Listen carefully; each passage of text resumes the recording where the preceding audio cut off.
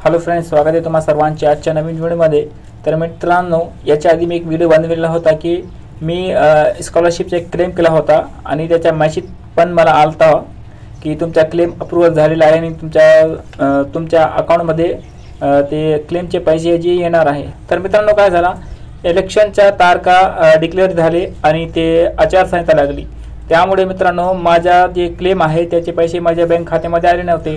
बरेच दिवस मी वाट पाहिली आणि ऑफिसमध्ये जाऊन भेटले तर त्यांनी म्हटले की आचारसंहिता लागली आणि कोणतीही स्कीम चालू नाही आहे सध्या। ठीक आहे, तर मित्रांनो आता आचारसंहिता खतम झालेली आहे आणि इलेक्शनचा रिझल्ट पण आलेला आहे।